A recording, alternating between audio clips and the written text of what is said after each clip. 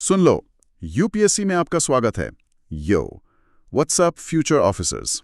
आज तारीख है 10 सितंबर 2025 और आज हम आपके लिए लाए हैं एकदम गर्मा गर्म सुपर इंपॉर्टेंट करंट अफेयर्स का पूरा ब्रेकडाउन।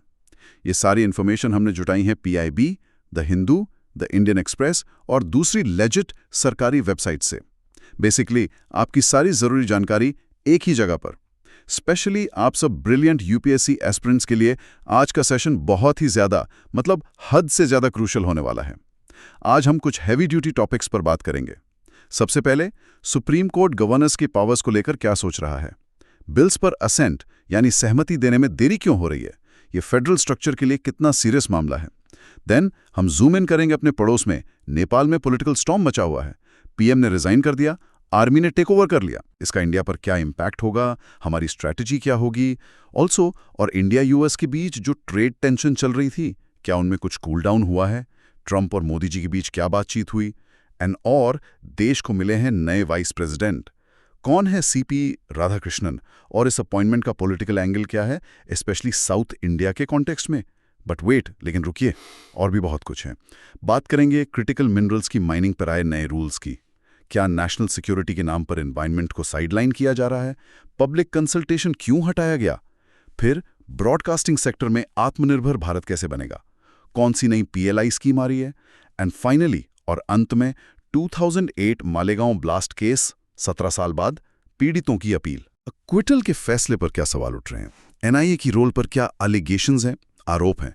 जस्टिस और अकाउंटेबिलिटी का क्या होगा? ये सारे टॉपिक्स आपके जनरल स्टडीज पेपर 2 यानी पॉलिटी, गवर्नेंस, इंटरनेशनल रिलेशंस और जनरल स्टडीज पेपर 3 यानी इकोनॉमी, एनवायरनमेंट, इंटरनल सिक्योरिटी के लिए एब्सोल्यूट गोल्ड है। तो कुर्सी की पेटी बांध लीजिए, बिकॉज क्योंकि हम गहराई में उतरने वाले हैं। अगले कुछ समय में हम इन सभी न्यूज़ आइटम्स की परतें खोलेंगे, हर एंगल को एक्सप्लोर करेंगे, ताकि आपकी यूपीएससी प्रेप, यूपीएससी तैयारी एकदम रॉक सॉलिड हो जाए। Let's get started. शुरू करते हैं। ओके, तो सबसे पहले GS paper 2 zone, polity, governance, international relations और बड़ी खबर है कॉन्स्टिट्यूशनल डेडलॉक वाली। सुप्रीम कोर्ट जो है वो गवर्नर राज्यपाल की जो पावर है बिल्स पर असेंट देने की, उसको एग्जामिन कर रहा है। ये कई सिलेबस पॉइंट्स को हिट करता है। इंडियन कॉन्स्टिट्यूशन, भारतीय संविधान, इसके फीचर्स, बेसिक स्ट्रक्चर, यूनियन और स्टेट्स के फंक्शंस, फेडरल स्ट्रक्चर के चैलेंजेस, सेपरेशन ऑफ पावर्स और पार्लियामेंट और स्टेट लेजिस्लेचर्स कैसे काम करते हैं। काफी फंडामेंटल स्टफ है ये। हाँ, बिल्कुल फंडामेंटल। देखिए, सिचुएशन ये है कि सुप्रीम कोर्ट की एक 5 जज कॉन्स्टिट्यूशन बेंच, मतलब 5 सीनियर जजेस मिलकर संविधान के जो पेचीदा पॉइंट्स होते हैं उन पर विचार कर रहे हैं। आज यानी 10 सितंबर 2025 को एक प्रेसिडेंशियल रेफरेंस पर सुनवाई कर रही हैं। प्रेसिडेंशियल रेफरेंस मतलब?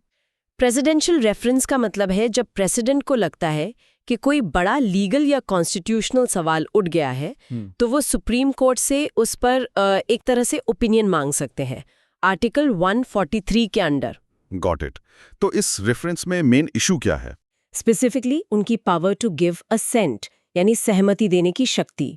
और सबसे क्रिटिकल सवाल ये उठ रहा है कि क्या इन कॉन्स्टिट्यूशनल पोस्ट के लिए कोई फिक्स टाइमलाइन तय की जा सकती है कि उन्हें कितने टाइम में बिल पर फैसला लेना होगा, ताकि अनिश्चित देरी वाला चक्कर खत्म हो। एग्जैक्टली, ताकि इंडेफिनिट डिले ना हो। हाँ, ये तो बड़ा मुद्दा बन गया था। मुझे याद है केरला, तमिलनाडु, पंजाब, कई स्टेट्स ने कंप्लेन की थी कि उनके गवर्नर्स बिल्स को लेकर बैठ जाते हैं, महीनों तक कोई एक्शन ही नहीं लेते। इससे तो स्टेट गवर्नमेंट का पूरा लेजिस्लेटिव काम ही रुक जाता है। प्रिसाइसली, ये स्टेट्स सुप्रीम कोर्ट तक गए थे इसी मुद्दे को लेकर। तो अब सेंट्रल क्वेश्चन, केंद्रीय प्रश्न यही है, क्या कोई टाइमलाइन फिक्स की जा सकती है? क्या हम गवर्नर्स, राज्यपालों और प्रेसिडेंट, राष्ट्रपति को कह सकते हैं कि भाई बिल आया है तो एक्स दिनों या वाई हफ्तों में फैसला लो, हाँ बोलो ना बोलो या वापस भेजो, पर फैसला लो। ये जो फाइलों पर बैठने वाला कल्चर है वो खत्म होना चाहिए। तो हमारा कॉन्स्टिट्यूशन इस बारे में क्या कहता है? फिलहाल क्या फ्रेमवर्क है? कौन से आर्टिकल्स डील करते हैं इससे? ओके, चलिए इंपॉर्टेंट आर्टिकल्स को समझते हैं। सबसे जरूरी है आर्टिकल 200, अनुच्छेद 200। ये गवर्नर को ऑप्शंस देता है जब स्टेट असेंबली से पास होकर कोई बिल उनके पास आता है। ऑप्शन 1, गिव असेंट, सहमति दे दें, बिल कानून बन गया। सिंपल।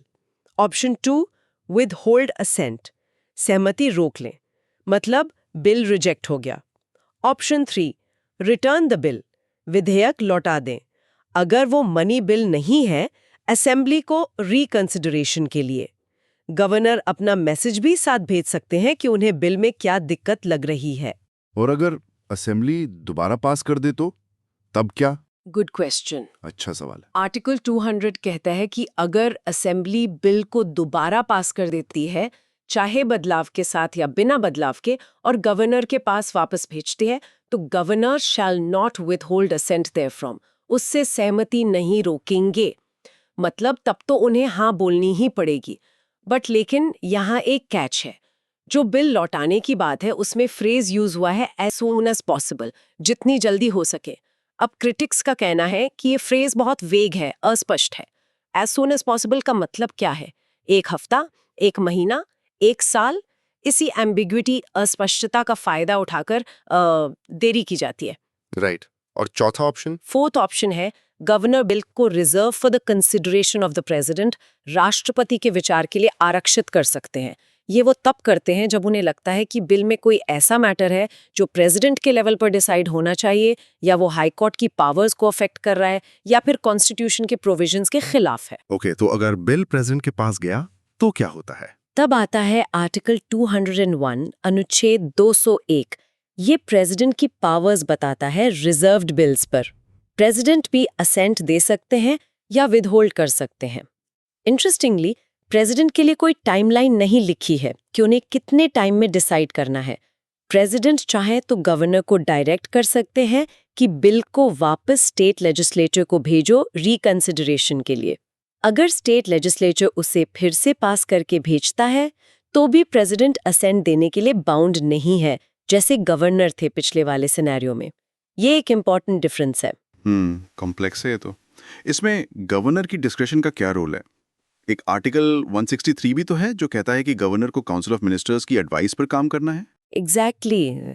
आर्टिकल 163 कहता है कि गवर्नर को स्टेट काउंसिल ऑफ मिनिस्टर्स, जिनके हेड चीफ मिनिस्टर होते हैं, उनकी एड एंड एडवाइस, सहायता और सलाह पर एक्ट करना होगा।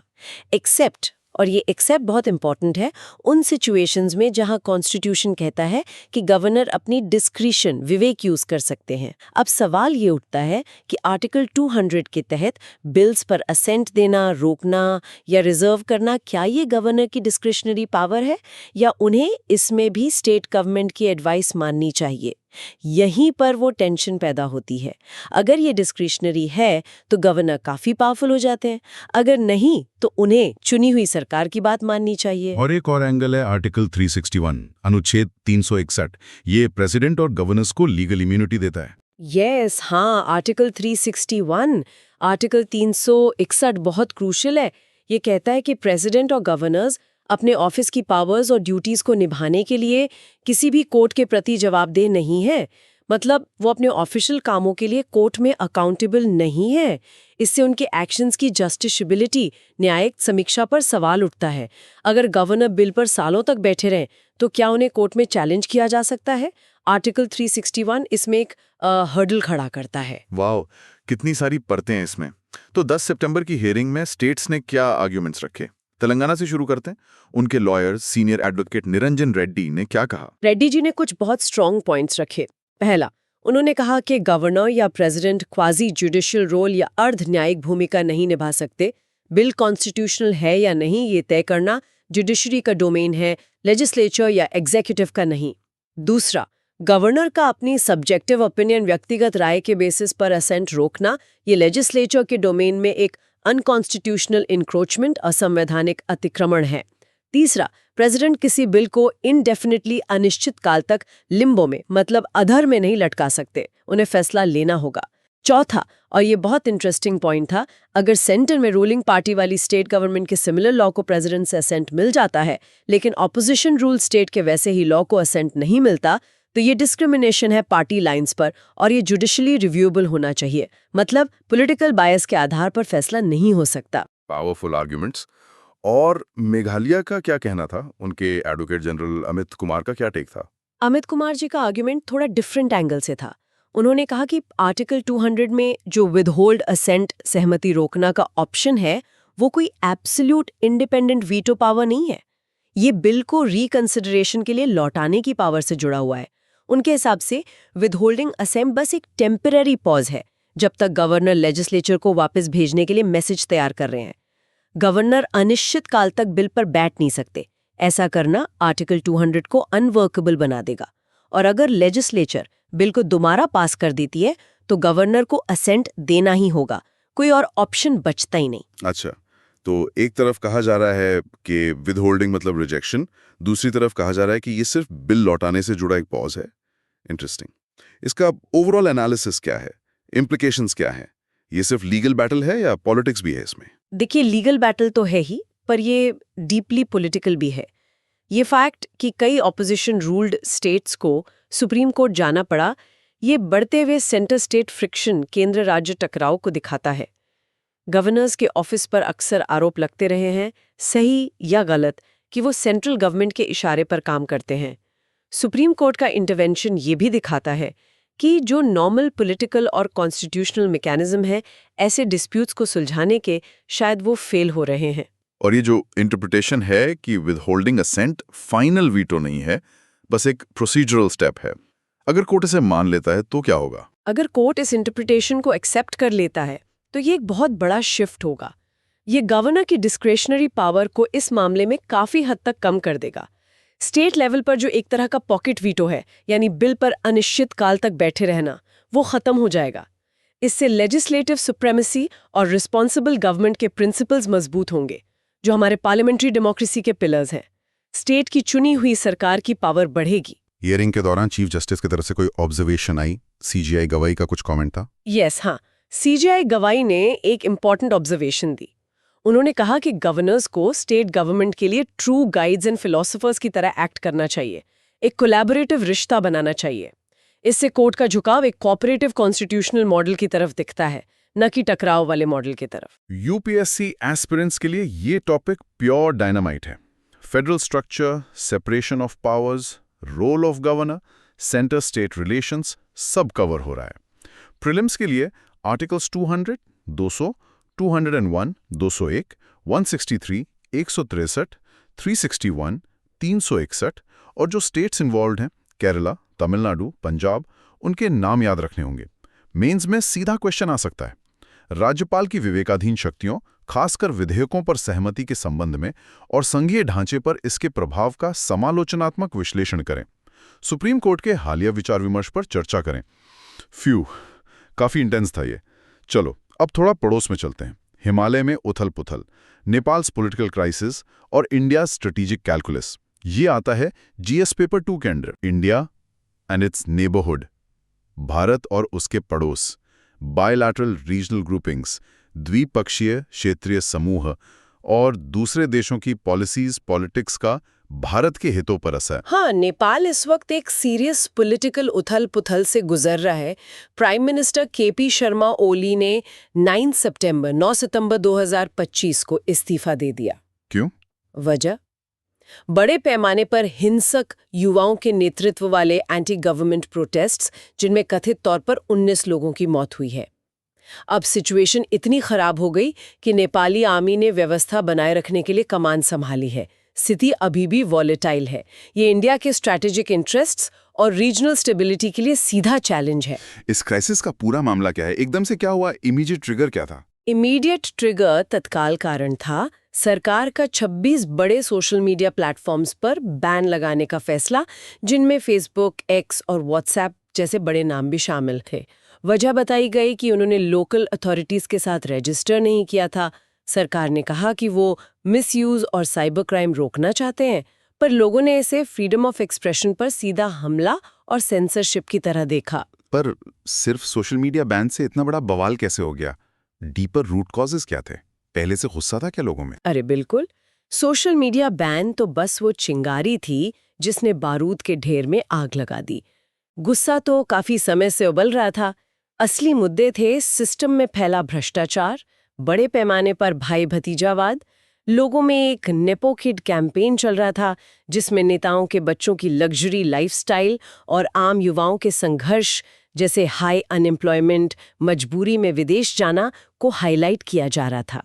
फिर जब 8 सितंबर को कथित तौर पर सिक्योरिटी फोर्सेस ने निहत्थे प्रदर्शनकारियों पर गोली चलाई, जिसमें 19 लोगों की मौत हो गई, तो शांतिपूर्ण प्रदर्शन पूरे देश में गुस्से की आग में बदल गए। लोगों ने सरकारी इमारतों पर हमला किया, पार्लियामेंट कॉम्प्लेक्स तक, और नेताओं के घर जला दिए गए। मामला बहुत बिगड़ गया। इसे जेन-ज़ी अपराइजिंग भी कहा जा रहा है। इसका क्या मतलब है? हाँ, और ये सिग्निफिकेंट है क्योंकि ये मूवमेंट काफी हद तक लीडरलेस है और सभी स्थापित पॉलिटिकल पार्टीज को रिजेक्ट करता है। ये नेपाल के युवाओं का उस पूरे पॉलिटिकल क्लास से मोहभंग दिखाता है जिसने 2008 में राजशाही खत्म होने के बाद से देश पर शासन किया है। उन्हें लगता है कि सिस्टम ने उन्हें फेल कर दिया है। इंडिया ने कैसे रिस्पॉन्ड किया है और हमारी मुख्य स्ट्रेटेजिक चिंताएं क्या हैं? समृद्धि भारत के लिए अत्यंत महत्वपूर्ण है। Ministry of external affairs MEA विदेश मंत्रालय ने ट्रैवल एडवाइजरी जारी की, भारतीयों से गैर जरूरी यात्रा टालने को कहा।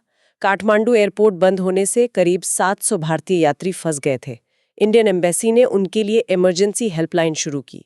यूपी और बिहार जैसे राज्यों में इंडो नेपाल बॉर्डर पर सिक्योरिटी भी बढ़ा दी गई है। इसका एनालिसिस क्या है?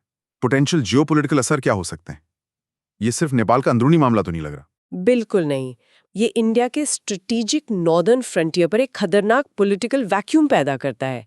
प्रोटेस्टर्स सिर्फ सरकार बदलना नहीं चाह रहे, वो पूरे मौजूदा पॉलिटिकल सिस्टम को रिजेक्ट कर रहे हैं।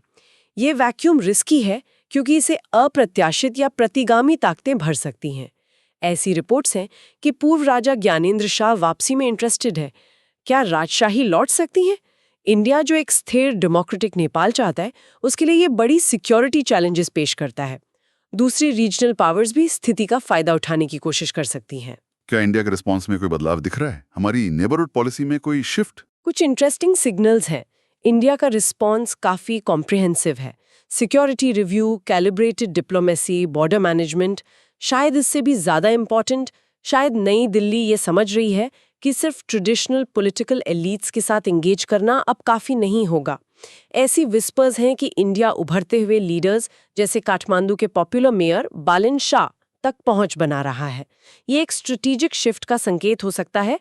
नेबरहुड फर्स्ट, पड़ोस पहले पॉलिसी को युवा नेतृत्व वाले मूवमेंट्स की नई हकीकत के हिसाब से ढालना। शायद इंडिया ने पिछले डिप्लोमैटिक चैलेंजेस से सीखा है, जहां उस पर अलोकप्रिय सत्ताधारियों का साथ देने का आरोप लगा था। ये ग्राउंड रियलिटी से जुड़े रहने के बारे में है। Oh, UPSC relevance check, India Nepal relations, Bharat Nepal संबंध, रीजनल स्टेबिलिटी, क्षेत्रीय स्थिरता, नेबरहुड फर्स्ट पॉलिसी, पड़ोस पहले नीति, जियोपॉलिटिक्स ऑफ साउथ एशिया, दक्षिण एशिया की भू राजनीति। प्रीलिम्स फैक्ट्स: नेता Oli Gyanendra Shah, Balen Shah, CCS, MEA। Mains question potential: Nepal में राजनीतिक संकट का भारत के रणनीतिक हितों पर संभावित प्रभाव का विश्लेषण करें, भारत की प्रतिक्रिया का मूल्यांकन करें। ओके, अब गियर बदलते हैं ट्रेड की तरफ। लगता है इंडिया और यूएस के बीच ट्रेड टेंशन में कुछ डी एस्केलेशन हुई है। इंडिया यूएस डायलॉग को समझते हैं। ये GS पेपर 2 से जुड़ता है, बायलैटरल ग्रुपिंग्स और दूसरे देशों की पॉलिसीज का भारत पर असर। हाँ, 10 सितंबर को PM मोदी और US प्रेसिडेंट ट्रंप के बीच एक पब्लिक एक्सचेंज हुआ, जिससे हाल की ट्रेड हॉस्टिलिटीज में नरमी के संकेत मिलते हैं। ओह, क्या कहा लीडर्स ने? बताइए जरा। प्रेसिडेंट ट्रंप ने अपने social media platform truth social पर पोस्ट किया। उन्होंने मेंशन किया कि US इंडिया नेगोशिएशंस चल रही हैं ट्रेड बैरियर्स को हटाने के लिए। उन्होंने सफल निष्कर्ष की उम्मीद जताई और PM मोदी को बहुत अच्छा दोस्त बताया। जवाब में PM मोदी ने X पर और PIB रिलीज में इस भावना का स्वागत किया। कहा, भारत और अमेरिका करीबी दोस्त और स्वाभाविक साझेदार हैं।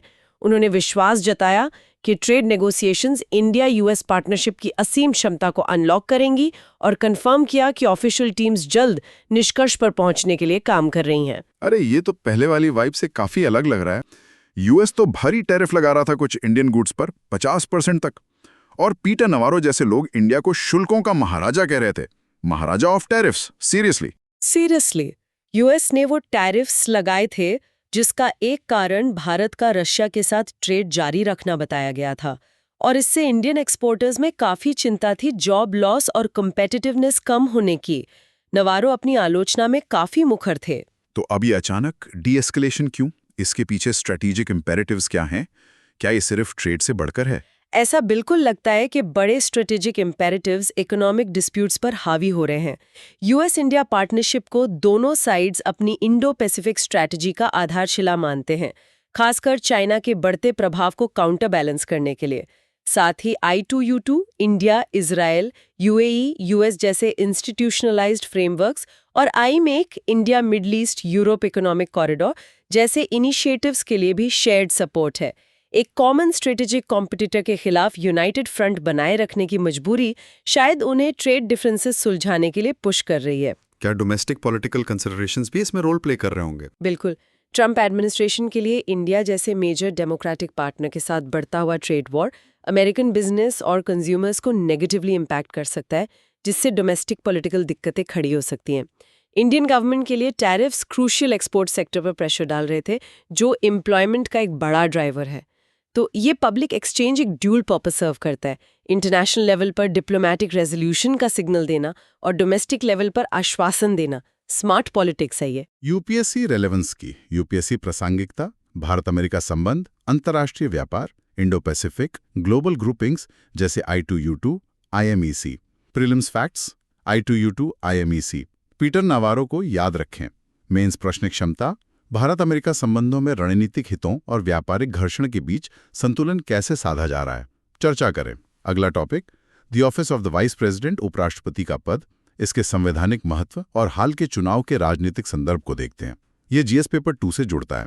अपॉइंटमेंट टू कॉन्स्टिट्यूशनल पोस्ट, संवैधानिक पदों पर नियुक्ति, powers and functions of constitutional bodies, संवैधानिक निकायों की शक्तियां और कार्य, और पार्लियामेंट। कॉन्टेक्स्ट है सीपी राधाकृष्णन का भारत के 15वें उपराष्ट्रपति के रूप में चुना जाना 9 सितंबर 2025 को। इलेक्शन रिजल्ट्स क्या थे और जीतने के बाद उन्होंने क्या कहा? राधाकृष्णन जी जो एनडीए कैंडिडेट थे, उन्हें 452 वोट मिले। Opposition candidate B Sudarshan Reddy को 300 वोट मिले। जीत के बाद अपनी टिप्पणी में राधाकृष्णन जी ने इसे राष्ट्रवादी विचारधारा की जीत बताया और भारत को 2047 तक विकसित राष्ट्र बनाने के लक्ष्य के प्रति काम करने की प्रतिबद्धता जताई। हमें सीपी राधाकृष्णन के पॉलिटिकल प्रोफाइल के बारे में बताइए, काफी अनुभवी लगता है। बिल्कुल, उनका एक लंबा पॉलिटिकल करियर रहा है, मुख्य रूप से बीजेपी के साथ। वो 2 बार लोकसभा सांसद रहे हैं, कोयंबटूर तमिलनाडु से 1998, 1998 और 1999, 1999 में जीते थे। वो 2003 से 2006 तक बीजेपी तमिलनाडु के स्टेट प्रेसिडेंट भी रहे। वो 2016 से 2020 के बीच कोयर बोर्ड ऑफ इंडिया, भारतीय कोयर बोर्ड के चेयरमैन भी थे और हाल ही में वो झारखंड 2023-4 और फिर महाराष्ट्र 2024-25 के गवर्नर भी रहे। काफी लंबा सफर रहा है। और कॉन्स्टिट्यूशनली वाइस प्रेसिडेंट का रोल क्या होता है? कॉन्स्टिट्यूशन का आर्टिकल 66 अनुच्छेद 66 वाइस प्रेसिडेंट के इलेक्शन से डील करता है। वीपी को एक इलेक्टोरल कॉलेज चुनता है, जिसमें पार्लियामेंट के दोनों हाउसेज, लोकसभा और राज्यसभा के मेंबर्स होते हैं। इलेक्शन प्रोपोर्शनल रिप्रेजेंटेशन सिस्टम के हिसाब से सिंगल ट्रांसफरेबल वोट द्वारा होता है और वोटिंग सीक्रेट बैलेट से होती है। वाइस प्रेसिडेंट देश का दूसरा सबसे ऊंचा संवैधानिक पद है। उनका प्राइमरी फंक्शन है राज्यसभा के एक्स ऑफिशियो चेयरमैन, पदेन सभापति के रूप में कार्य करना। वो प्रेसिडेंट की गैर मौजूदगी, मृत्यु, इस्तीफा, इम्पीचमेंट में तब तक प्रेसिडेंट का काम संभालते हैं जब तक नए प्रेसिडेंट नहीं चुन लिए जाते। इस इलेक्शन का एनालिसिस करें। क्या ये सिर्फ एक रूटीन अपॉइंटमेंट है या इसके पीछे कोई गहरी पॉलिटिकल स्ट्रैटेजी है? इसे सिर्फ रूटीन कहना शायद एक अंडरस्टेटमेंट होगा। ये रूलिंग पार्टी द्वारा एक स्ट्रेटेजिकली महत्वपूर्ण कदम लगता है। तमिलनाडु और ब्रॉडर सदर्न रीजन में बीजेपी का फुटप्रिंट बढ़ाना एक चैलेंज रहा है। राज्य के एक सीनियर लॉयर लीडर को देश के दूसरे सबसे बड़े संवैधानिक पद पर नियुक्त करके पार्टी उस रीजन के प्रति अपनी कमिटमेंट का सिग्नल देती है। एक सदन लीडर को नेशनल प्रोमिनेंस देना पार्टी के आउटरीच एफर्ट्स में मदद कर सकता है और उस नैरेटिव का मुकाबला कर सकता है कि बीजेपी मुख्य रूप से एक नॉर्थ इंडियन सेंट्रिक पार्टी है। ये एक तरह का पॉलिटिकल मैसेजिंग है जिसका मकसद साउथ इंडिया में अपनी उपस्थिति और आइडियोलॉजिकल अपील को मजबूत करना है। यूपीएससी रेलेवेंस कॉन्स्टिट्यूशनल पोस्ट्स, उपराष्ट्रपति, पार्लियामेंट, संसद, इलेक्टोरल सिस्टम, चुनाव प्रणाली, पॉलिटिकल स्ट्रैटेजी, राजनीतिक रणनीति। प्रीलिम्स फैक्ट्स, आर्टिकल 66, वीपी का राज्यसभा चेयरमैन के रूप में रोल, सीपी राधाकृष्णन का नाम। मेंस क्वेश्चन पोटेंशियल, उपराष्ट्रपति के चुनाव के राजनीतिक महत्व का विश्लेषण करें, खासकर क्षेत्रीय राजनीतिक गतिशीलता के संदर्भ में। ऑलराइट, अब चलते हैं जनरल स्टडीज पेपर 3 के दायरे में, इकोनॉमी, एनवायरनमेंट, सिक्योरिटी। पहला topic, strategic imperative versus environmental norms. Critical mineral mining के लिए एक छूट दी गई है। ये इकोनॉमी, इंफ्रास्ट्रक्चर, एनवायरनमेंट और सिक्योरिटी सबको टच करता है। बड़ा इंटरसेक्शन है यहाँ। हाँ, ये एक बड़ा पॉलिसी डिसीजन है जिसके दूरगामी प्रभाव होंगे। Union ministry of environment, forests and climate change MoFCC, केंद्रीय पर्यावरण, वन और जलवायु परिवर्तन मंत्रालय ने क्रिटिकल एंड एटॉमिक मिनरल्स, महत्वपूर्ण और परमाणु खनिजों के माइनिंग प्रोजेक्ट्स को एनवायरमेंटल क्लियरेंस प्रोसेस, पर्यावरण मंजूरी प्रक्रिया में अनिवार्य पब्लिक कंसल्टेशन, सार्वजनिक परामर्श से छूट देने का फैसला किया है। बताया गया उद्देश्य इन खनिजों के एक्सप्लोरेशन, अन्वेषण और एक्सट्रैक्शन निष्कर्षण को फास्ट ट्रैक तेज करना है। इस छूट के लिए ऑफिशियल जस्टिफिकेशन क्या दिया गया है? पब्लिक कंसल्टेशन को बाईपास क्यों किया जा रहा है? Official justification national defence and security, राष्ट्रीय रक्षा और सुरक्षा पर आधारित है। यह फैसला कथित तौर पर मिनिस्ट्री ऑफ डिफेंस, रक्षा मंत्रालय और department of atomic energy DAE, परमाणु ऊर्जा विभाग के अनुरोधों के बाद लिया गया, जो इन संसाधनों के हाई स्ट्रेटेजिक वैल्यू को उजागर करता है। कौन से मिनरल्स कवर किए गए हैं और क्रिटिकल और एटॉमिक मिनरल्स में क्या फर्क है? अच्छा सवाल है ये फर्क समझना। क्रिटिकल मिनरल्स महत्वपूर्ण खनिज वो हैं जो इकोनॉमी के हाई ग्रोथ सेक्टर्स और नेशनल सिक्योरिटी के लिए ज़रूरी हैं, लेकिन जिनकी सप्लाई चेन्स वल्नरेबल है, मतलब उनमें रुकावट आ सकती है। जुलाई 2023 में मिनिस्ट्री ऑफ माइंस ने भारत के लिए ऐसे 30 खनिजों की लिस्ट जारी की थी। इसमें antimony, beryllium, cobalt, copper, gallium, graphite, lithium, nickel, rare earth elements REs, titanium और अन्य शामिल हैं। मैं कुछ दोहरा देती हूँ। Antimony, beryllium, cobalt, copper, gallium, graphite, lithium, nickel, RE, titanium, ये मॉडर्न टेक के बिल्डिंग ब्लॉक्स हैं। दूसरी ओर एटॉमिक मिनरल्स वो हैं जिनमें रेडियो एक्टिव एलिमेंट्स होते हैं, जैसा कि एटॉमिक एनर्जी एक्ट 1962 में डिफाइन किया गया है। यूरेनियम और थोरियम जैसे मिनरल्स स्ट्रेटेजिक कारणों से मुख्य रूप से सरकारी नियंत्रण में है। हालांकि कुछ मिनरल्स जैसे लिथियम, बेरिलियम और जिरकोनियम, जो पहले सिर्फ पब्लिक सेक्टर माइनिंग के लिए रिजर्व्ड थे, उन्हें हाल ही में उस रिस्ट्रिक्टेड लिस्ट से हटा दिया गया है, जिससे प्राइवेट प्लेयर्स के लिए भी दरवाजा खुल गया है। इन मिनरल्स का भारत के लिए स्ट्रेटेजिक महत्व क्या है, खासकर आत्मनिर्भर भारत के कॉन्टेक्स्ट में? ये आत्मनिर्भर भारत के लिए अविश्वसनीय रूप से महत्वपूर्ण है। सोचिए जरा। पहला, एनर्जी ट्रांजिशन, ऊर्जा संक्रमण। लिथियम, कोबाल्ट, निकल EV बैटरीज के लिए क्रिटिकल है। RES विंड टर्बाइन्स में पावरफुल मैग्नेट्स के लिए चाहिए। सिलिकॉन और गैलियम सोलर पैनल्स के लिए जरूरी हैं। भारत के ग्रीन एनर्जी गोल्स इन पर बहुत निर्भर करते हैं। दूसरा, हाईटेक मैन्युफैक्चरिंग एंड डिफेंस, उच्च तकनीक निर्माण और रक्षा। ये minerals semiconductors, advanced electronics, aerospace components और सोफिस्टिकेटेड डिफेंस सिस्टम्स के लिए इंडिस्पेंसिबल हैं, अपरिहार्य हैं। तीसरा, रिड्यूसिंग स्ट्रैटेजिक वल्नरेबिलिटी। भारत अभी कई क्रिटिकल मिनरल्स जैसे लिथियम, कोबाल्ट और नायोबियम के लिए 100% इंपोर्ट डिपेंडेंट है। चाइना इनमें से कई का मेजर ग्लोबल सप्लायर है। डोमेस्टिक प्रोडक्शन डेवलप करना इस स्ट्रैटेजिक वल्नरेबिलिटी को कम करने और हमारी सप्लाई चेन्स को सिक्योर करने के लिए क्रूशल है। इस पॉलिसी डिसीजन का एनालिसिस क्या है, इसके इम्प्लीकेशंस क्या हैं? ये इकोनॉमी वर्सेस एनवायरनमेंट डिबेट में एक बड़ा शिफ्ट लगता है। ये बिल्कुल एक पैराडाइम शिफ्ट है। पब्लिक कंसल्टेशन को environmental impact assessment EIA process का कॉर्नरस्टोन माना जाता है। ये डेमोक्रेटिक पार्टिसिपेशन सुनिश्चित करता है और लोकल कम्युनिटीज, जो अक्सर सबसे ज़्यादा प्रभावित होती हैं, उन्हें आवाज़ देता है। इन मिनरल्स के लिए एक ब्लैंकेट एग्जेम्पशन देना साफ दिखाता है कि सरकार स्ट्रेटेजिक और इकोनॉमिक ऑब्जेक्टिव्स को प्रोसीजरल एनवायरमेंटल सेफगार्ड्स पर प्राथमिकता दे रही है। ये नेशनल सिक्योरिटी की परिभाषा को ट्रेडिशनल मिलिट्री कंसर्न से आगे बढ़ाकर रिसोर्स और इकोनॉमिक सिक्योरिटी तक भी ले जाता है। लेकिन इससे चैलेंजेस पैदा नहीं होंगे? कॉन्फ्लिक्ट बढ़ने का रिस्क नहीं है? बहुत बड़े चैलेंजेस। भारत में मिनरल डिपॉजिट्स अक्सर इकोलॉजिकली फ्रेजाइल रीजन्स और ट्राइबल पॉपुलेशन वाले एरियाज में होते हैं। पब्लिक हियरिंग्स को बाईपास करने से इन कम्युनिटीज के लिए अपनी चिंताएं जैसे land acquisition, displacement, livelihood loss, environmental degradation व्यक्त करने का एक फॉर्मल चैनल खत्म हो जाता है।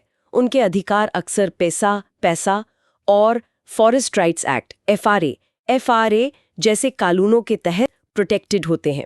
इस कदम से सोशल कॉन्फ्लिक्ट बढ़ सकता है, प्रोटेस्ट हो सकते हैं और नेशनल ग्रीन ट्रिब्यूनल एनजीटी, राष्ट्रीय हरित अधिकरण या हायर कोर्ट्स में लीगल चैलेंजेस आ सकते हैं। विडंबना ये है कि इससे वही प्रोजेक्ट्स डिले हो सकते हैं जिन्हें सरकार फास्ट ट्रैक करना चाहती है।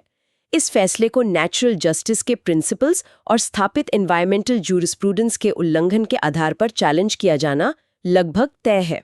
UPSC relevance, EIA, environment versus development debate, critical minerals policy, PESA, FRA, resource mobilisation, राष्ट्रीय सुरक्षा। Prelims facts, critical minerals list, NGT, PESA, FRA के बारे में जानें। मेंस क्वेश्चन पोटेंशियल, महत्वपूर्ण खनिजों के खनन को सार्वजनिक परामर्श से छूट देने के नीतिगत निर्णय के निहितार्थों का आलोचनात्मक विश्लेषण करें। रणनीतिक जरूरतों को पर्यावरणीय और सामाजिक चिंताओं के साथ संतुलित करते हुए आगे बढ़ते हैं। प्रसारण क्षेत्र में आत्मनिर्भर भारत, एक नई PLI योजना प्रस्तावित है।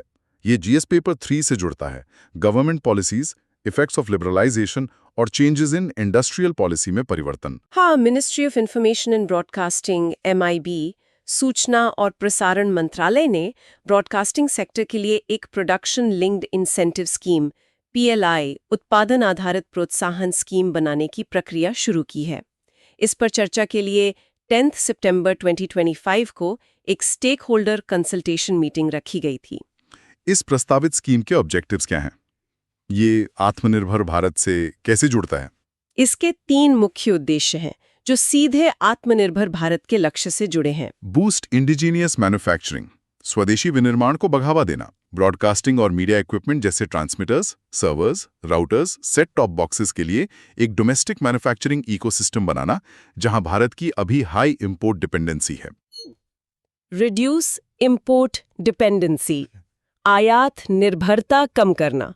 विदेशी इक्विपमेंट पर कम निर्भरता का मतलब है कीमती फॉरेन एक्सचेंज बचाना और खुद को ग्लोबल सप्लाई चेन डिसरप्शंस से बचाना। 3. Strengthen the M&E ecosystem, M&E पारिस्थितिकी तंत्र को मजबूत करना।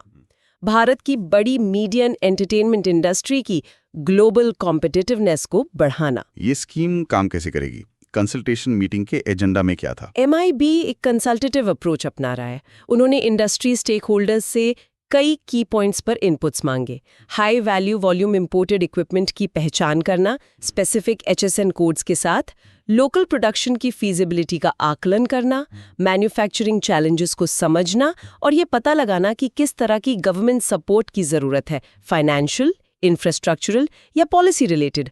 बेसिकली इंडस्ट्री से पूछ रहे हैं, इंडिया में ये सब बनाने के लिए आपको क्या चाहिए? इसका एनालिसिस क्या है? क्या PLI मॉडल सिर्फ एक इकोनॉमिक टूल से आगे बढ़ रहा है? बिल्कुल।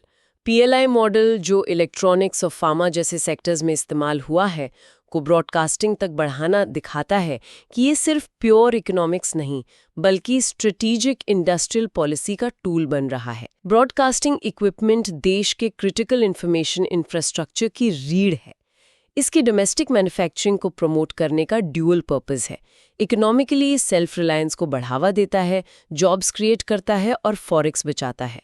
स्ट्रेटेजिकली ये नेशनल सिक्योरिटी को बढ़ाता है क्योंकि फॉरेन हार्डवेयर पर निर्भरता कम होती है जिसमें पोटेंशियल सिक्योरिटी वल्नरेबिलिटीज हो सकती हैं या जियोपॉलिटिकल लेवरेज का इस्तेमाल हो सकता है। डोमेस्टिक इंडस्ट्री को बढ़ावा देकर सरकार अपने इंफॉर्मेशन और कम्युनिकेशन नेटवर्क्स पर ज्यादा कंट्रोल और रेजिलियंस चाहती है। यूपीएससी रिलायंस, यूपीएससी प्रासंगिकता चेक, PLI स्कीम्स, PLI योजनाएं, आत्मनिर्भर भारत, औद्योगिक नीति, मीडिया सेक्टर, मीडिया क्षेत्र, राष्ट्रीय सुरक्षा, प्रीलिम्स फैक्ट्स, PLI स्कीम्स का बेसिक कॉन्सेप्ट समझें, MIB का role, mains question potential, Bharat में प्रसारण क्षेत्र के लिए प्रस्तावित उत्पादन आधारित प्रोत्साहन, पीएलआई योजना के उद्देश्यों और संभावित प्रभावों का मूल्यांकन करें। और फाइनली आज का आखिरी टॉपिक, जस्टिस एंड अकाउंटेबिलिटी, न्याय और जवाबदेही। The 2008 Malegaon blast case appeal. ये जीएस पेपर 3 से लिंक करता है। इंटरनल सिक्योरिटी चैलेंजेस, आंतरिक सुरक्षा चुनौतियां, टेररिज्म, आतंकवाद, role of state and non state actors, role of investigation agencies, जांच एजेंसियों की भूमिका। हाँ, 2008 का मालेगांव महाराष्ट्र में हुआ बॉम्ब ब्लास्ट, जिसमें 6 लोगों की मौत हुई और 100 से ज्यादा घायल हुए, वो 17 साल बाद फिर से लीगल फोकस में है। पीड़ितों के परिवारों ने बॉम्बे हाई कोर्ट में अपील दायर की है। वो जुलाई 2025 के स्पेशल एनआईए कोर्ट के उस फैसले को चैलेंज कर रहे हैं जिसमें सभी 7 आरोपियों को बरी कर दिया गया था, जिनमें पूर्व बीजेपी सांसद प्रज्ञा सिंह ठाकुर और लेफ्टिनेंट कर्नल प्रसाद पुरोहित जैसे प्रमुख नाम शामिल थे। क्या आप जल्दी से केस का बैकग्राउंड और बरी होने का कारण बता सकती हैं? ब्लास्ट 29 सितंबर 2008 को मालेगांव में हुआ था, जो एक सांप्रदायिक रूप से संवेदनशील शहर माना जाता है। शुरुआती जांच Maharashtra anti terrorism squad (ATS) ने की थी, जिसने एक दक्षिणपंथी चरमपंथी समूह की संलिप्तता का संकेत दिया था। केस बाद में नेशनल इन्वेस्टिगेशन एजेंसी (NIA) को ट्रांसफर कर दिया गया। 31 जुलाई 2025 को स्पेशल NIA कोर्ट ने सभी आरोपियों को बरी कर दिया। मुख्य कारण बताया गया कि प्रोसिक्यूशन अपना केस बियॉन्ड रीजनेबल डाउट साबित करने में विफल रहा। कोर्ट ने विश्वसनीय और ठोस सबूत की कमी नोट की और कहा कि भले ही मजबूत संदेह हो, संदेह कानूनी सबूत की जगह नहीं ले सकता। तो अब पीड़ितों के परिवारों द्वारा दायर अपील के आधार क्या हैं? वो क्या आर्ग्यू कर रहे हैं? अपील में कई सीरियस पॉइंट्स उठाए गए हैं। पहला, ये आर्ग्यू किया गया है कि ट्रायल कोर्ट का फैसला गलत और कानूनन खराब है और इसे रद्द किया जाना चाहिए। दूसरा, ये तर्क दिया गया है कि सिर्फ जांच संबंधी खामियां या त्रुटिपूर्ण जांच आरोपियों को बरी करने का आधार नहीं बननी चाहिए, खासकर टेरर केस में। तीसरा, इसमें ट्रायल कोर्ट की भूमिका पर ही सवाल उठाया गया है। आरोप लगाया गया है कि कोर्ट मात्र डाकघर या मूक दर्शक बना रहा और एक कमजोर अभियोजन को आरोपियों का फायदा उठाने दिया, बजाय इसके कि वो फैक्ट्स निकलवाने या गवाहों को बुलाने की अपनी शक्तियों का उपयोग करता। क्या NIA के खिलाफ भी आरोप हैं? हाँ, और ये शायद सबसे विस्फोटक आरोप है। अपील में स्पष्ट रूप से NIA पर आरोप लगाया गया है कि ATS से केस लेने के बाद उसने जानबूझकर प्रोसिक्यूशन के केस को डाइल्यूट और वीकन किया। ये सजेस्ट किया गया है कि ऐसा आरोपियों को फायदा पहुंचाने के लिए किया गया, जिससे संभावित पॉलिटिकल इंटरफेरेंस की ओर इशारा मिलता है। अपील में यह भी दावा किया गया है कि रिकॉर्ड पर साजिश के पर्याप्त सबूत थे, जैसे कॉल डेटा रिकॉर्ड्स और साजिश बैठकों के बारे में गवाहों की गवाही, जिन्हें ट्रायल कोर्ट ने गलत तरीके से मात्र संदेह कहकर खारिज कर दिया। इस अपील का एनालिसिस क्या बताता है? ये इंडियन क्रिमिनल जस्टिस सिस्टम के लिए क्यों महत्वपूर्ण है? ये इंडियन क्रिमिनल जस्टिस सिस्टम के लिए एक क्रिटिकल जंक्चर है। मालेगांव केस की पहचान 2 प्रमुख जांच एजेंसियों, स्टेट लेवल ATS और फेडरल NIA के परस्पर विरोधी नैरेटिव्स से बनी है, जिनके निष्कर्ष पॉलिटिकल डिस्पेंसेशन में बदलाव के साथ बदलते दिखे। अपील का ये सीधा आरोप कि NIA ने केस कमजोर किया, ये इस प्रमुख फेडरल एजेंसी की इंस्टीट्यूशनल इंटेग्रिटी को शार्प जुडिशियल स्क्रूटिनी के दायरे में लाता है। तो बॉम्बे हाई कोर्ट के सामने अब क्या टास्क है? हाई कोर्ट का टास्क सिर्फ आरोपियों के खिलाफ सबूतों का पुनर्मूल्यांकन करना ही नहीं है, बल्कि जांच प्रक्रिया के कंडक्ट और इंटेग्रिटी की भी अप्रत्यक्ष रूप से जांच करना है। इस अपील का नतीजा एक तरह से न्याय प्रणाली की पॉलिटिकल प्रेशर से अछूता रहने और अकाउंटेबिलिटी सुनिश्चित करने की क्षमता पर फैसला होगा, न केवल आरोपियों की, बल्कि फेयर और इम्पार्शियल इन्वेस्टिगेशन के लिए जिम्मेदार एजेंसियों की भी। ये इंस्टीट्यूशनल क्रेडिबिलिटी और रूल ऑफ लॉ के लिए एक महत्वपूर्ण टेस्ट है। यूपीएससी रेलेवेंस, आंतरिक सुरक्षा चुनौतियां, आतंकवाद, जांच एजेंसियों की भूमिका, NIA, ATS, criminal justice system, न्यायिक प्रक्रिया, राजनीतिक हस्तक्षेप का मुद्दा। प्रीलिम्स फैक्ट्स: मालेगांव ब्लास्ट की तारीख, NIA, ATS, प्रमुख आरोपियों के नाम। मेंस क्वेश्चन पोटेंशियल: मालेगांव विस्फोट मामले की अपील में जांच एजेंसियों की भूमिका और न्याय प्रक्रिया पर उठे सवालों का समालोचनात्मक परीक्षण करें। ऑलराइट, ये था आज की डेवलपमेंट्स का एक कॉम्प्रिहेंसिव लुक। चलिए जल्दी से मेन टेकअवेज को समराइज करते हैं। हाँ, करते हैं। 10 सितंबर 2025 के मुख्य निष्कर्ष। 1. Governance powers. सुप्रीम कोर्ट राज्यपालों राष्ट्रपति द्वारा बिल्स पर सहमति में देरी पर विचार कर रहा है। आर्टिकल 200 की व्याख्या और संघीय ढांचे पर इसके प्रभाव पर गहन बहस जारी है। 2. नेपाल संकट। नेपाल में राजनीतिक अस्थिरता, युवा विद्रोह और सैन्य हस्तक्षेप भारत के लिए महत्वपूर्ण रणनीतिक चिंताएं पैदा करते हैं, जो उसकी नेबरहुड फर्स्ट नीति की परीक्षा ले रहे हैं। 3. India US trade.